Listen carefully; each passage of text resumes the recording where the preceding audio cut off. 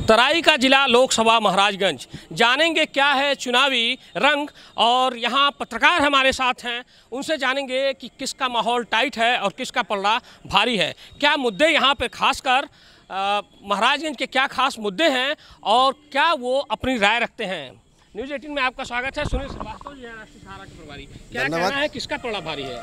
देखिए, महाराजगंज के संसदीय क्षेत्र में ये कहना अभी मुनासिब नहीं होगा कि किसका पलड़ा भारी है। जनता जिसको तय करेगी, अपना नेता चुनेगी। मुद्दे क्या हैं खासकर यहाँ तो मुद्दे बहुत हैं।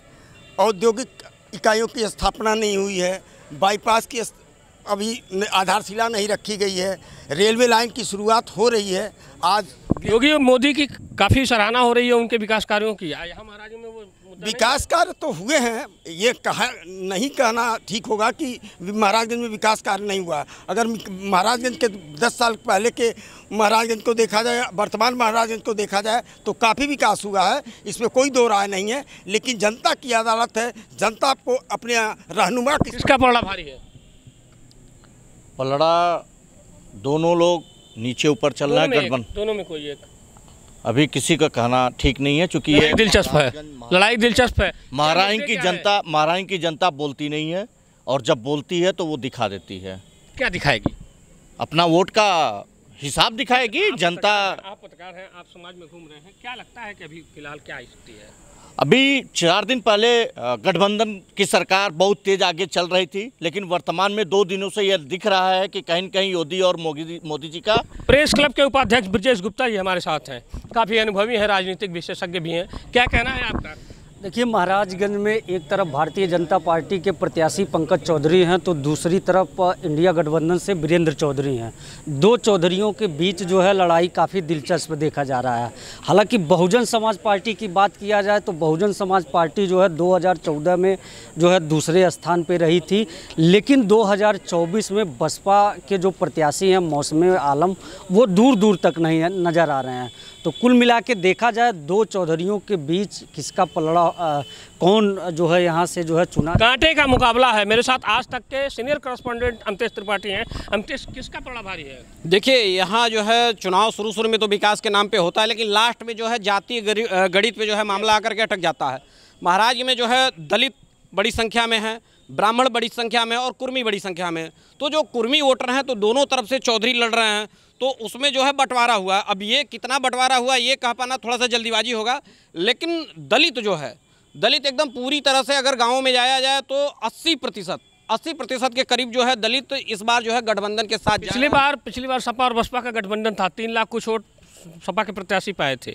तो इसको जोड़ करके क्या कहना है कि पलड़ा भारी किसका है? देखिए, वो राशन और तमाम योजनाएं जो हैं जो गरीबों के लिए है, एग्जैक्ट यही बात आ रही है कि जो योगी और मोदी की जो योजनाएं हैं, जो लाभार्थी परक योजनाएं हैं, उसका लाभ सीधे सीधे लोगों को मिल रहा है और वो बीजेपी की तरफ जा रहे हैं। हालांकि पत्रकार समाज बड़ा महत्वपूर्ण है और उनका ये कहना है कि लड़ाई दिलचस्प है।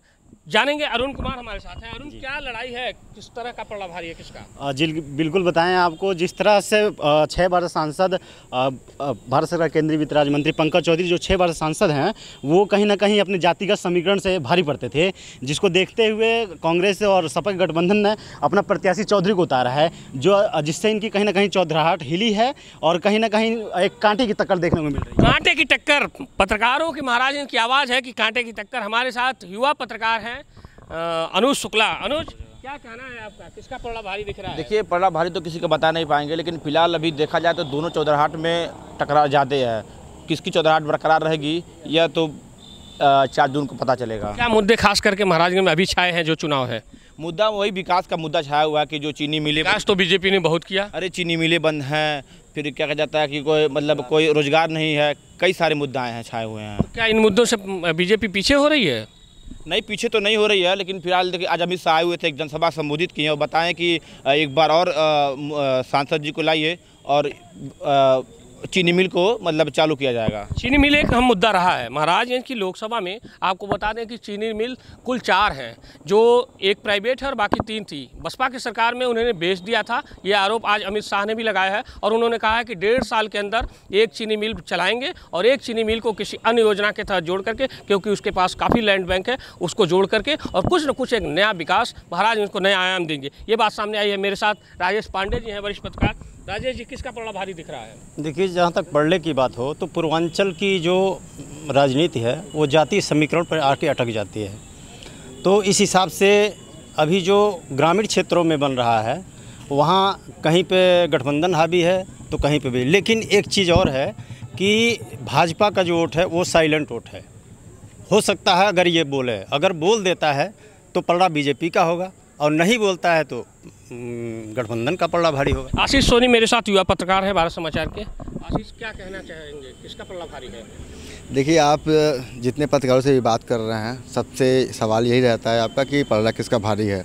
लेकिन आप पलड़े की बात देखें तो पूरे पूर्वांचल की मैं बात करूंगा, उत्तर प्रदेश की बात कर लीजिए आप, तो यहाँ पर जुगल जोड़ी राहुल और अखिलेश की जो है वो मोदी और योगी के नेम फेम में कहीं ना कहीं एक बड़ी ताबूक की तरह जाकर चुभी हुई है। और पूरे उत्तर प्रदेश में राहुल और अखिलेश की जोड़ी जो है वो धमाल करती हुई नज़र आ रही है। जहां एक तरफ बैरिकेड टूट रहे हैं तो वहीं राहुल और अखिलेश के जनसभाओं में भारी भीड़ उमड़ रही है।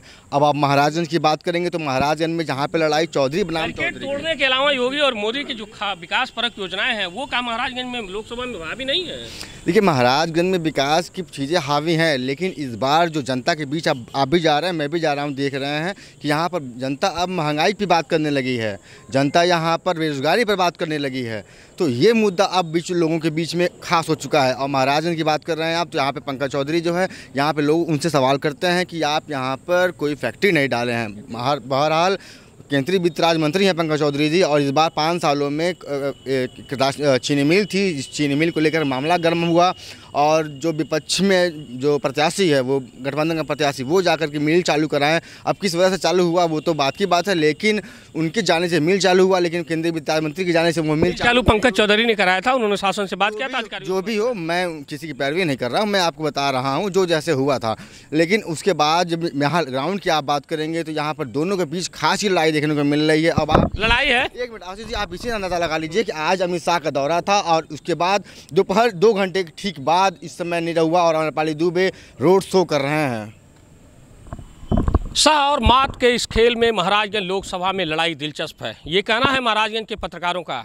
लेकिन महाराजगंज के जो खास मुद्दे थे उसमें किसानों का, बेरोजगारों का और यहाँ औद्योगिक मिलों की स्थापना का सबसे बड़ा मुद्दा है। यही वजह है कि यहाँ लड़ाई कांग्रेस और भाजपा में कड़ी मानी जा रही है। महाराजगंज से आशीष कुमार शुक्ला, न्यूज़ 18 उत्तर प्रदेश।